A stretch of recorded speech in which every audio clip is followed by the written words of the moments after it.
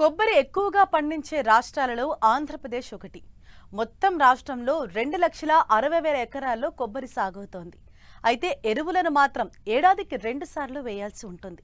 ప్రస్తుతం తొలకరి వచ్చింది కాబట్టి ఈ నెలలోనే ఎరువులను వేయాల్సి ఉంటుంది. అయితే కొబ్బరిలో మేలైన అధిక దిగుబడులు పొందాలంటే ఎరువుల యాజమాన్యం చేపట్టాల్సిన మెళకువల గురించి ఇప్పుడు తెలుసుకుందాం.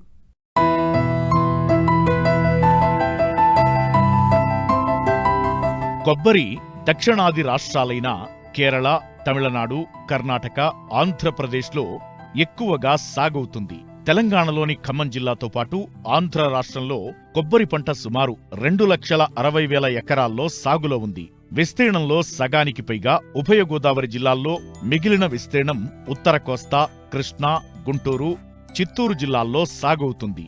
ఉత్పాదకతలో మన రాష్ట్రం ముందు ఉన్నా ఇంకా దిగుబడి పెంచడానికి చాలా అవకాశాలు ఉన్నాయి. ముఖ్యంగా శాస్త్రీయమైన ఆధునిక సేద్య పద్ధతులతో పాటు ఎరువుల యాజమాన్యం పాటిస్తే మంచి దిగుబడులను పొందవచ్చు.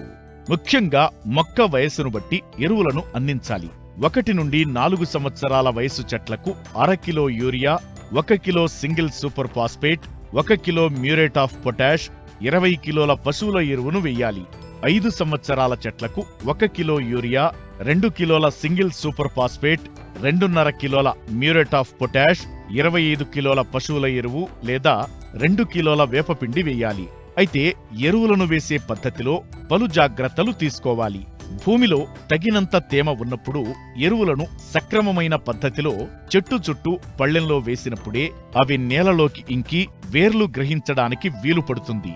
ఎరువులను సమభాగాల్లో జూన్, జులై, సెప్టెంబర్, అక్టోబర్ మాసాల్లో 2 దఫాలుగా వేసుకోవాలి. చెట్టు కాండానికి 3 నుంచి 5 అడుగుల దూరంలో చుట్టూ గాడి చేసి ఎరువులను చల్లి మట్టితో కప్పి వెంటనే నీరు కట్టాలి. మొక్కలకు ఉప్పు వేయుట, వేర్లను నరికివేయుట మొదలగునవి శాస్త్రీయమైన పద్ధతులు కావు. ఈ చర్యల వల్ల చెట్లకు హాని కలుగుతుంది.